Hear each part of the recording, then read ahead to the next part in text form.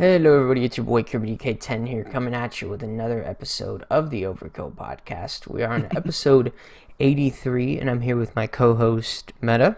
What is up? We're here. We're ready to yap, baby. We're ready to yap We Max had again. we had quite a couple games get some more information revealed about them. Specifically, I guess we'll just jump right into Black Ops 7.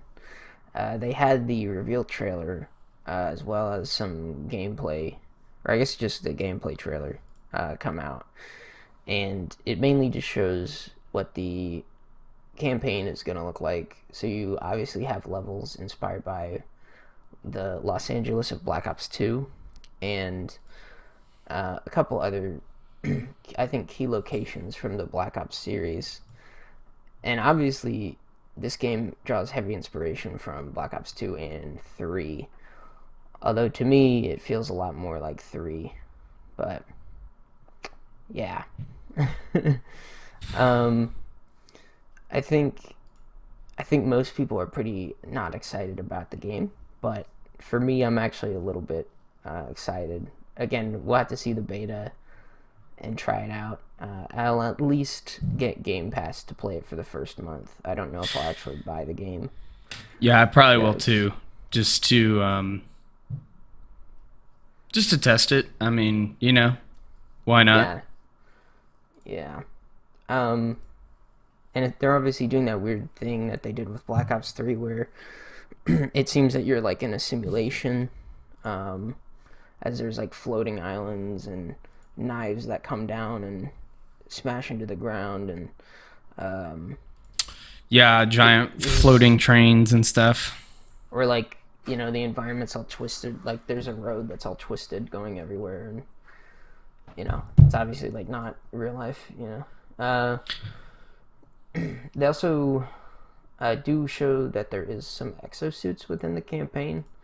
Now, I don't think they've shown any multiplayer gameplay where there are exosuits. I don't believe there is, but there is wall running for sure in multiplayer. Yeah. Other than that, we also have Hijacked confirmed. At least I believe as a campaign mission, but I'm sure it's going to be in the multiplayer. And there's also Raid. Definitely. And obviously Nuketown's coming, so they can never give it up. And I think this kind of brings up another topic, which is like, in my opinion, they should never make new maps. They should just always remaster the old ones. I think they should just make a whole game with maybe like 20 old ones. I don't know. Yeah, I mean, I've always thought that too, because clearly their map team has been sleeping at the wheel. I mean, their new maps are just they're never 3-lane. They're never interesting to play to me. Like, I feel like you get shot from every direction. So I agree. I think they should just embrace it and just go full, like old map remaster mode for every game, which maybe that's a spicy one, but that's what I think. Yeah. They also have Avalon as a campaign mission, or maybe I don't know. It's the Warzone map from Black Ops 7 or Black Ops 6. Oh yeah. So Okay. It could be an actual multiplayer map too. I don't exactly know. Yeah, I guess on the multiplayer front, they did show a little bit of gameplay. They obviously have the M8A7 coming back from Black Ops 2, and they have 14 returning weapons, I believe, and 16 new ones, if I'm correct. Okay. As well as they show off there's this new sort of specialist ability where you can like throw a sentry gun on any surface, and it's not really like a sentry gun, it's more like a sentry pistol. And then other than that, I mean, yeah, there's wall running in multiplayer, which is interesting. We don't know exactly how that affects everything. As well as there's a 20v20 mode, which I think is just obviously trying to copy like Battlefield. And yeah, I think very clearly. So 20v20 does not sound very good. I'm gonna be honest. 20v20 does not sound very fun for COD, but maybe I'm wrong. Maybe I can be convinced I'm wrong. It does look like in this multiplayer gameplay footage that this guy does exo boost, and to me it looks like you can only do it once and only vertically. It doesn't look like you can do it side to side like Advanced Warfare. Okay. Weird. And maybe it's like a specialist ability. Advanced Warfare type boosting. It's kind of weird. It looks smooth. Uh-oh. I don't know. It looks smooth, but it's not. It's obviously not just boots on the ground. So. No, I mean Also, if you wall run and then jump, it looks like you go pretty high too. So. Interesting.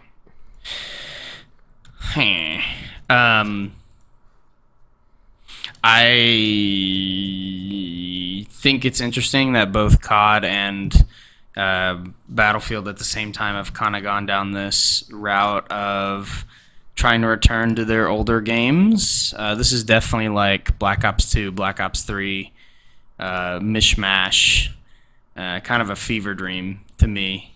But, maybe that ends up being a good thing. Maybe not. Yeah, I don't know. I mean, I'm not hyped for it at all. I know you might have a little excitement, but I'm not. I don't even care. I just, just to be honest. Yeah, I'm more excited just to play a new game. To be honest. Yeah, just to try it and see what's up. Yeah. Yeah, that's kind of it. It's probably not going to be good, but. The zombies looks interesting. They've brought back what is the top-down zombies? Oh, they brought back Dead Ops Arcade. I believe it's 4. I think. I see that. Yeah. This one's the 4th one, but as well as the actual map on disc, or quote unquote on disc, is it's gonna be kind of like Transit, but you actually control the bus. So it looks like you control a truck and you can drive it around to different locations. I believe they did say this was the biggest map, quote unquote, in Zombies history. Sure. Which scares me because I think they might be including the Warzone maps, but I don't know. I don't think they are. I don't think they are. They might have said biggest maps in round-based zombies, but who knows? I don't know. I don't know. I think they just like to claim stuff. Yeah, I do too. I think they just like to say stuff like that, and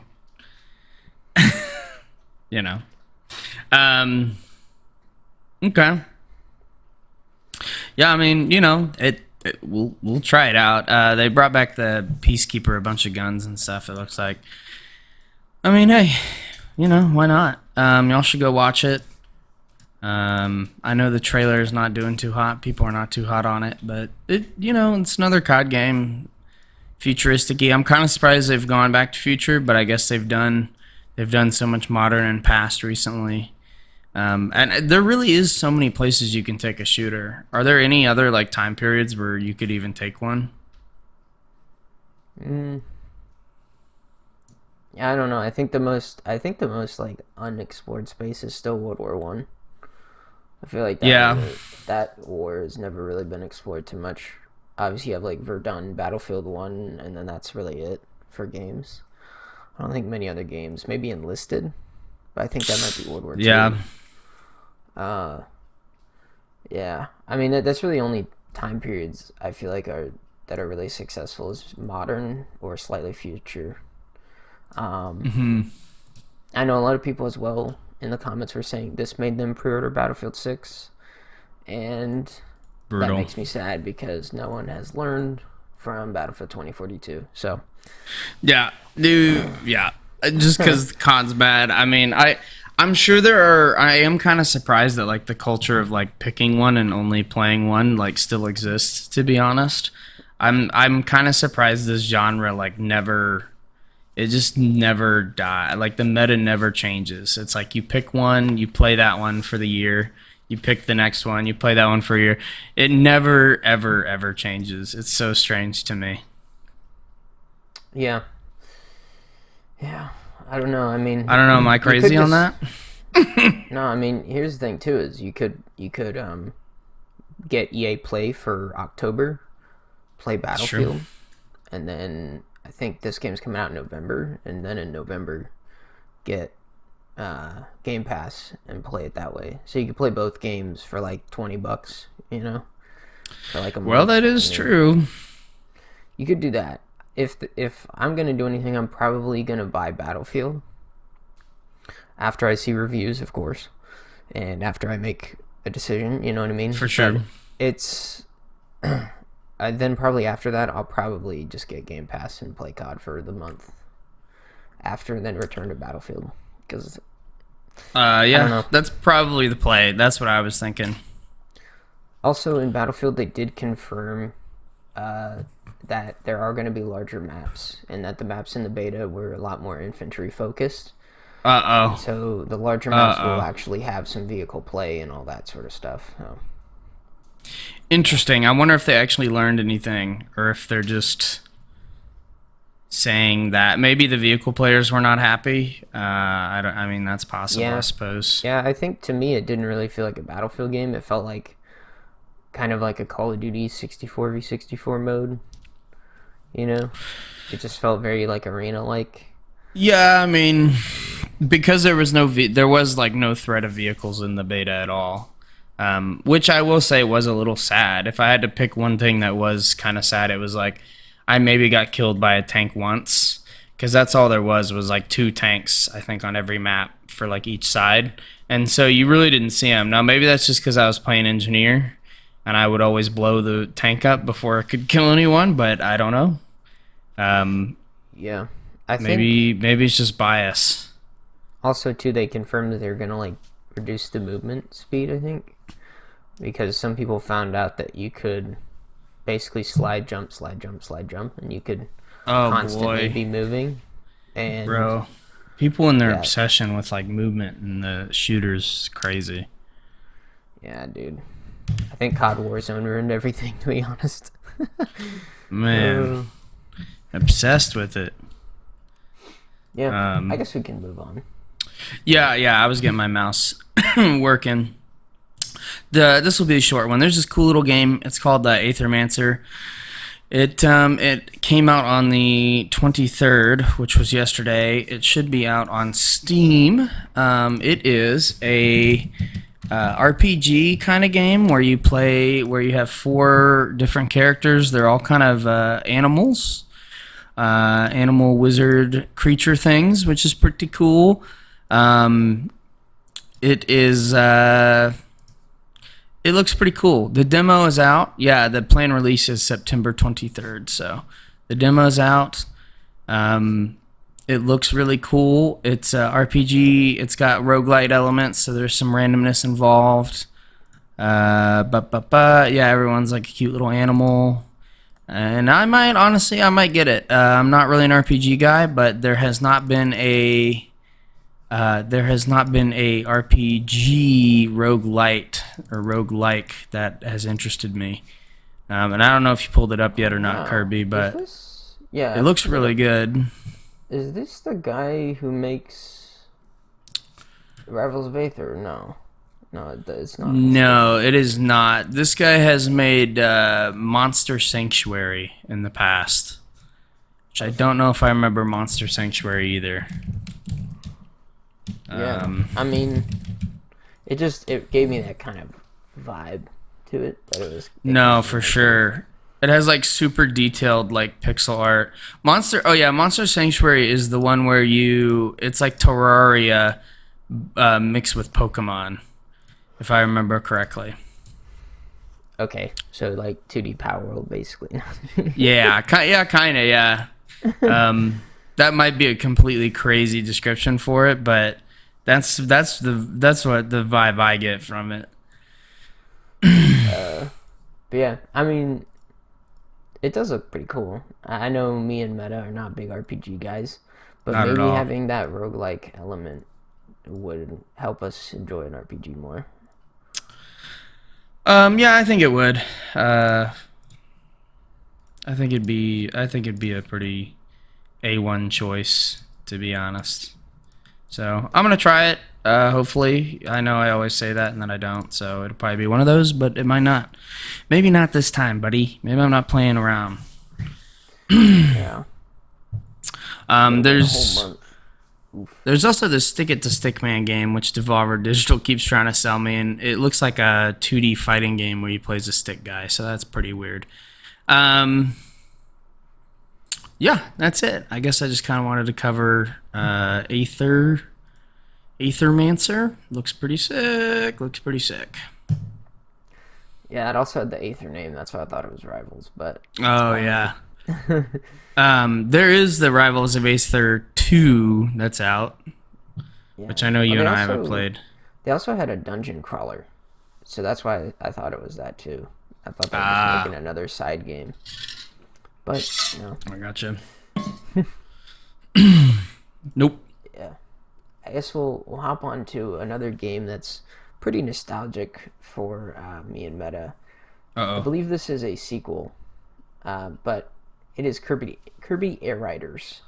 Um, we got Yes. the direct for it. It got a whole direct just to itself. So I really think Nintendo is trying to 40 really sell minutes. this game. Um, yeah, it's a whole 40-minute direct. Me and Meta did not watch all of it. I'm gonna be Goodness. honest. But we can kind of summarize some of the bits and bobs that we've seen so far just watching it. Um, to me, from what I remember, this does look very much similar to the first game, which was all the way in the GameCube. So it's been almost like Yes. 20 years since they've released another one. Um, there's this free roam battle mode that it looks like you can do with people or like people online or CPUs, where you just kind of free roam and you collect different upgrades for yourself. So like health or speed, I think attack, you know, and then you kind of battle it out after you've collected Right. everything. So it's kind of like Smash Run from Smash 4 3DS. So, also Sakurai is the one playing and sort of showing off everything. So Hmm. I was telling Meta earlier, Nintendo has his soul. He's never going to leave. I know. Goodness, bro. They can't just let him leave, bro. I thought he was retiring, but They're holding him hostage. So yeah, Air Ride is this. It is this game that was on the GameCube. You play as Kirby. You ride around on a machine, as he calls it, and it's kind of like Kirby. Most of the characters either sit or lay on their belly, and they some of them can fly really well, but don't have like a lot of good ground speed. It's more like they kind of glide than fly. And some of them are like motorcycles where they're really fast on the ground and they get like a good jump, but they can't fly like at all or they can't hover at all. And some are just like super fast on the ground. They can't fly good. They can't jump good. They can't do anything, but they're like speed demons. And so like there are different ones like that, and they're all balanced like fairly well, at least in the GameCube one. Uh, yeah, am I missing anything there as far as like a general overview? yeah, I think the best way to describe it is it's kind of like Kirby Mario Kart, basically. It's like Kirby's version Yeah. of Mario Kart. Also, it looks like there's just like this target mode. It's basically like the older Smash Brothers games where you're gonna have different like little mini games you can do. Um, and I'm assuming you unlock different carts and stuff or machines as he calls them. Uh, Machines. doing doing all the missions or whatever. Yeah. One thing too is they've added a Dragon Quest character in GUI, and it looks like they've also added some other third-party characters. I'm not too sure. I think one of them was like Starry or something. Yeah, they've added some There's strange Knuckle ones. Joe. I don't even know who that is, but yeah. Yeah. Other than that, I mean, it's pretty standard. Um, yeah, there are, the items you get are Kirby abilities. You get the boomerang, fireball, or yeah, fire ice. They've added a few more cars as well. There's like this battle chariot thing that they've added. It seems like they've added a few more machines. That name is always so cringe to me. Something cool that I think that I'm really happy is coming back as there's like a demon machine and there's like an angel machine. And apparently they do have free roam again where you can just kind of you can go around and fly around, but they also have it to where they have a battle mode where you can go around and battle around in this free mode. And it looks like I haven't seen any carts that they've cut. So it seems like they've just recreated a lot of the carts and also brought the them battle mode back. or the free roam map is different from the GameCube version. Oh, by quite a bit, yeah. Yeah. The GameCube version was just like a city with like a weird building thing and then like a forest, and then that was it. This has a volcano, a ship, forest, everything. Yeah, they added Susie. That's the other character that I was forgetting. I don't know what. Yes. Oh, I do forget. So there is a charge mechanic where you basically stop the cart and charge in that direction. And so some of the carts have different mechanics where like you don't want to overcharge or you'll like spin out. But if you get it at the right time, you'll get like a big boost. They all do something different. I don't know. It's a fun little party game to me. Okay, she is from Kirby. That's right. Okay. I don't know. I mean, it's it looks like it's pretty standard to the what the GameCube version was, just kind of upgraded. Yeah, Also, and they've added a few carts. An interesting thing to know is that everyone can get copy abilities, so it's not just Kirby who can copy. Yes. So like Gooey will extend his tongue and eat him. The chef, I forget the chef's name, but the chef guy, he takes out a ladle and scoops him up. Chef Kawasaki, I think. Kawasaki. Yeah.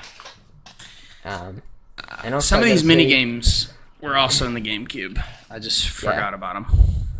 I like how every character reveal, it looks like it's a Smash Brothers reveal because it's like Kirby is here. And it's like, yo, Kirby's in the game. I would have never guessed. I'm super. This is the one game that I wanted. I know a lot of people like probably didn't care whenever the Switch 2 was announced about this game, but this is probably the one game that I was like, oh, like this was the game that was gonna make me get a Switch, which I know is wild. I just have so many positive memories of the other one. Yeah, and I mean, this game online is gonna be so good. I bet. It's really like, to me, it's like even more party mode than Mario Kart. It is really 1,000%, yeah. I don't know, and also there is like pretty competitiveness to it. I feel like it's a little harder than Mario Kart. It is because the carts auto accelerate, and your only mechanic is there is no reverse. There is only the like hold down and drift. Yeah, to charge boost and drift, and I think that makes it a lot harder whenever you only have the one button to do everything. It requires a lot more intuition and also just like experience playing the game. I felt like always in Air Ride is like if you play a map a lot, you'll be pretty good at it. Obviously, your cart changes a lot. Mm-hmm. Yeah, also one thing to know is that every cart has like different stats and different driving like abilities and stuff, and your character will also affect like how fast the cart goes or how much weight it has, stuff like that. So yeah, there's that too. And you can always build like I mentioned the Devil and the Angel carts. Those were always my favorite in the GameCube, and they were both great at gliding. really flying. They almost fly. They're so good at it. And one of them's better at like top speed. One of them's better at acceleration or whatever. But I like to mention that because there's all kinds of fun builds you can do where you do like Kirby, which is usually one of the lightest characters, and then run like a really good flying cart and just fly across everything. I don't know. It looks like a good time. Yeah, I don't know. I love Air Ride. I don't know if there's anything else we got to say about it, but Yeah, I think that's about you it. got anything else? No. Nah. All right. Okay. Here we go. Tom's Hardware. Always hesitate. This site's so strange to me. But we have a alleged report here from a ex-Blizzard CEO. The quote is, Battlefield 6 will boot stomp Call of Duty this year because of the franchise has gone downhill. Calls it a victory for players as COD won't be lazy anymore.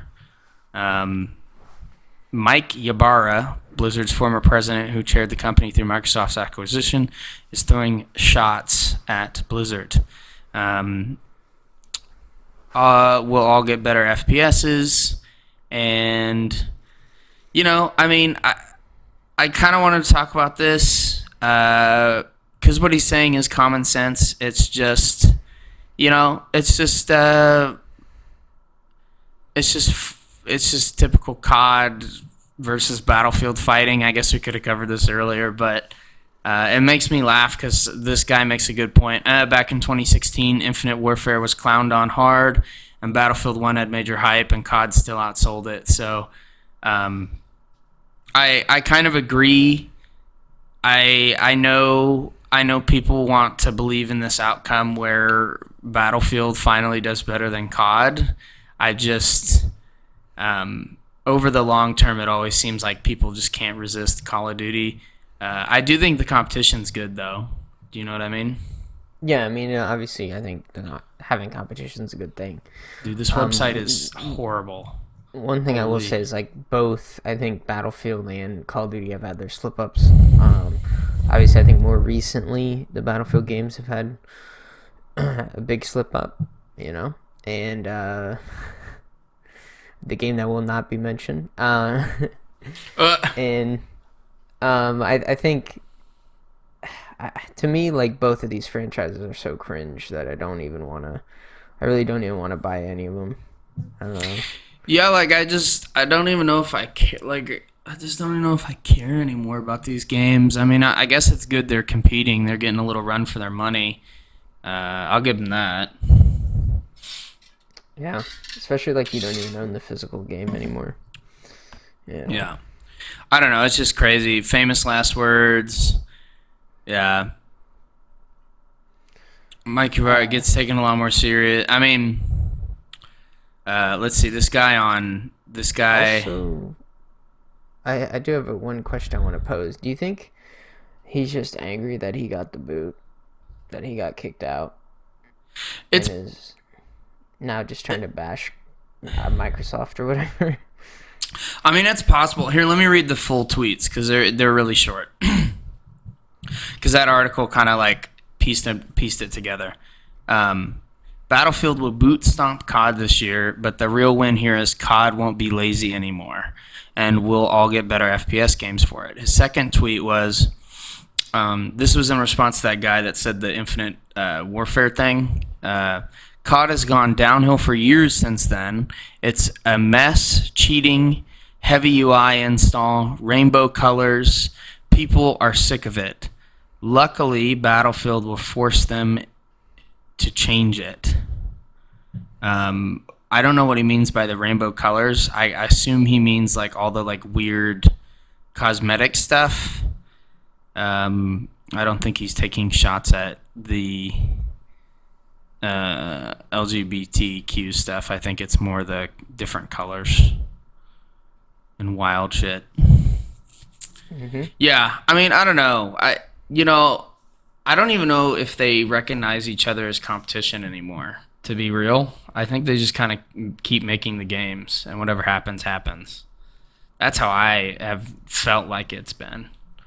Yeah, I mean, especially Battlefield hasn't released a game in what 4 years, so I think Yeah. they've been trying to fix 2042 and then maybe release another one. To me, this game just feels like what 2042 was at the end of its life cycle in terms of polish and Yeah. playability.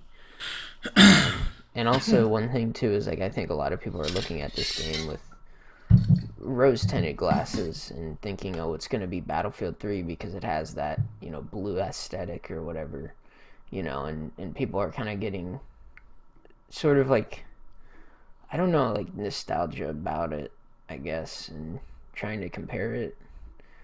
And really, to me, it's like if I look at it objectively, it's probably barely better than Hardline. Maybe like I don't. I think even Hardline Damn. is better. I think Hardline's a BF good game, Hardline. I mean, to be honest, compared to what yeah, we've gotten. yeah. Yeah, I don't mean it like that. Well, that's yeah. um, Um, yeah. Just to yeah, me, it seems like I think whenever the launch comes out, people actually get like their hands on it, get to play it for a lot of time. Get to really yeah. have it soak in. They'll realize like, oh, I mean, it's just It's like just a another mid game. COD. Yeah, Yeah, I yeah, could get that. I get behind that. Um, yeah, I guess I'm just not super shocked. People are still trying to compare them, and to be quite honest, I don't know if there's any need to compare them or if they're even competing anymore. I mean, we want to return to the old days, but I just don't think that's possible. Especially if you go back and play those games, you'll realize they're good, but you'll realize also like all of the flaws they have that they would never put into a modern game. Um, Kind of like how janky and stuttery they feel, and that's just not something that they're gonna let happen anymore. yeah, So the old days are gone. It's whatever's news coming out, and that's what you're getting. And I mean that's fine. It's just games are expected to have more polish these days. I think. Um, we have seen what happens whenever they remake a game well, though, in COD 4, and how good that remake was. So yeah, they can yeah, do it if they remake an old one. It can bring back that old feeling. yeah. In Um, in my mind, like the only way the games are gonna be good anymore is if they either remaster them like that, or if they really take a good look at them and try to like genuinely emulate them instead of like trying to emulate them halfway and then doing their own thing. Which I think is what Battlefield has now done, where they've tried to make like Battlefield 4 in mhm. 2042, and then this is like trying to be Battlefield 3, but they like added sliding and they have like dolphin diving and they like have all this different stuff, and it's like at some point they make it their own game, right? And whenever they do that, they always go like off the rails. And Yeah. one thing too to note is like this is not the DICE of 2013, right? 2011, whenever those Mm-mm. games were made. This is basically everyone I think is left. DICE, I mean, it's basically a new studio. I mean, yeah, it's So been a long time. Probably like 10, probably like 10%, maybe even less of those people are still there. yeah, yeah, I think that's about like the numbers, but yeah, Yep. uh, Well, anyways, I guess what do we got here? SpongeBob. yes, yes, I know. Uh, Me and Meta were big fans of SpongeBob SquarePants Battle for Bikini Bottom. yeah, you probably more than me. I like it. I just haven't played it in a long time. Yeah, they have a new SpongeBob game coming out. They did a official announcement trailer 3 weeks ago. We just missed it, so we're covering it now. They got David Hasselhoff to sing a little It's They did. what is the name of this? They remixed why am I Wellerman from you know, the pirate shanty, Yeah, that's and they made it crazy. SpongeBob theme, with David Hasselhoff, of course. So, this obviously has some elements of Battle for Bikini Bottom. It looks like you have, slide segments. You have boss fights that look pretty similar to BFBB, and to me, the perspective looks like it's kind of, I don't know. It looks weird, but I haven't played Cosmic Shake, so maybe it's more similar to Cosmic Shake. It might Um, be. I just wanted to say, because I paused on this part in the trailer, they do have really cool references, like Patrick parachuting on his pants, where he's got his butt out and he has a flag in his butt that says SpongeBob. Um, so, yeah, that's at the minute 30. That's funny. Yeah, it definitely looks like the other game. It doesn't look like it's in the perspective of battle for Bikini Bottom. yeah, I don't know. I mean, I know the Cosmic Shake one did get quite good reviews. I mean, it looks like it is 3D. It's not like Robotonic, I think was the other one. Mm. There was another one that was really bad. That was like more isometric view. Oh, It okay. was before the remake. So yeah, I mean, game looks cool. Looks like a SpongeBob game. Looks fun. There's Neptune and the Flying Dutchman fighting in the background. That's pretty dope. Yeah.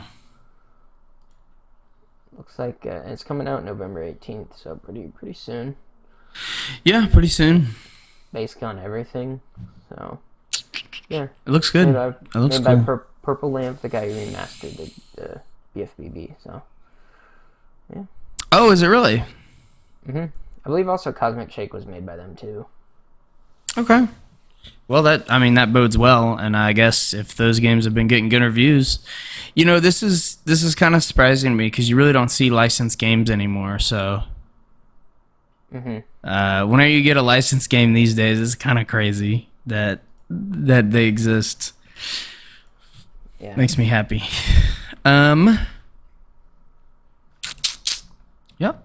Is that it? Is that what we got? yeah, I think that's So Tech Radar, always a questionable source.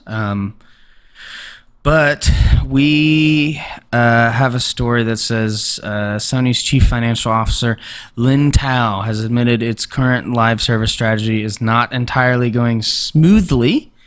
This is in reference to Concord and the marathon delay, which I know we've both discussed. Also, people have been not excited for Marathon. But they have their live service games accounted for 40% of Sony's first-party software in quarter one. But the full year is a little less, probably between 20 and 30. So that's a 50% loss almost. That's kind of wild. Other games like Helldivers 2 and Destiny 2 have managed to produce steady revenue that didn't exist. So they were kind of trying to say over time, we have, those games have stabled out, and it seems like Sony has never done that. And it does seem like the future is in live service, or at least it's been in live service for a long, long time now. I guess, are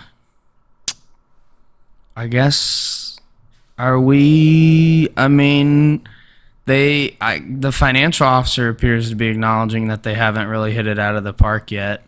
Do you think they're actually going to change anything, or I don't know? It seems like they're kind of committed to just keep tanking. yeah. I mean, yeah. I think Sony's just gonna keep going with their live service games. They have, I believe they bought Bungie, so they have Destiny 2. And Yep, obviously, Helldivers 2 has been doing pretty well. So, I think those are the ones that have been holding them up. yeah, both looter shooters, which is kind of funny, but Yeah. Gran Turismo. Yeah, I don't know. I mean, to me, Sony's always been the, I think the brand that has really, I think they've been the one that's chased the most, like out of all the big three, they've been the one that chased the most out of like live service. I mean, Xbox has had their fair share with like Anthem and all the other games, but I think Xbox has kind of realized like, oh, live service is kind of not their thing, and I think that's why Mm-hmm. they've created the Game Pass, which kind of in and of itself is sort of live service. Uh, with kind of games rotating in and out of it, but uh, yeah, I just I don't see a lot of people, from what I know, at least from people who uh, are kind of burnt out on gaming. They, or been burnt by big games. They don't like live service. I know a Yeah, I lot of mean, I'm people who, always, you and I are super skeptical of it. We'll play it, but we're usually pretty skeptical of it, I think. yeah, I think I think, most people are. I don't know. I think a lot of people still, they just consume the slop. So Well, you might be right. I mean, that's fair. Um, it is questionable as to, you know, how, I guess, yeah, I don't know. They just keep chasing the dragon on this and they can never seem to get it. yeah, Well, yeah, we're just gonna, and with live service, it's a big investment to try to get a big payoff, and it just never seems to work out too well. The equivalent is kind of like the gotcha games, like a lot of those Korean and Japanese companies, they spend a lot of money on those games, and then they hope to make millions back in return, and it's kind of like a live service game, but on your phone. And yeah, it just seems like any of these games that require a huge investment up front to rely on running for 10 plus years are, I don't know, they're risky. They're getting riskier because there's a lot of them. And so now you're mm-hmm. competing with all of them. But yeah, we'll see. I think Yeah. Sony's It's taking the kind of big like L's on that. Fortnite came out, basically made the live service model a thing, and then Hmm. every company's just tried to jump on that and be like, oh yeah, we're gonna make our own Fortnite, and then eventually you just realize like, oh okay, Fortnite's cornered its market. Apex has its market, and then you got like Warzone, and it's like Yeah. okay, they're your three big live service games. Everything else is just gonna be competing for fourth, fifth, and sixth slot, basically. And then Damn. once those are filled, it's like there's no more market, right? Like people only have like a certain amount of time in their day, and so they have to like put it into something, right? And it's like if they already have their game of choice, it's like that's what they're gonna put it into, right? And yeah, I think that's one thing too is like with live services, it sometimes it feels like a second job where it's like, oh, I gotta log on and do this and do that, and I think that has also burnt us out. I think specifically with like Destiny, I remember just getting on just to do stuff, not even because I wanted to get on, but just because I Yeah, knew just I to had to do suffer through. stuff. Yeah, Just to suffer through the dailies. And I say suffer because that's, I mean, it really was just boring. Like, it really was just get on, run this dungeon 2 or 3 times to get the dailies done, and yeah, then, like, run through this other event to get the other daily done, and or like just pain. do 3 Vanguard strikes. It's like okay, these are Yeah. so easy to do, bro. Like it's not even like do them on legendary or whatever, do them on like hard mode. It's just do them, Hmm. and you get a pinnacle gear. It's like all right, whatever. This is really dumb. Yeah. Pretty much. Pretty much. Destiny 2, sometimes I consider going back, but then I remember that, and I'm like, never mind. Yeah. Also, Never they mind. added a bunch of really complex mechanics that I don't like. So I'm just like, I'll just wait for Yeah. Destiny 3 or whatever it is. Yeah. Yep. Guess that's it for Well, the podcast. Hope you boys and girls enjoyed. It's been your boy Meta Knight. Or I'm sorry, Kirby. yeah, Peace. it's been me meta night. All right, peace. Uh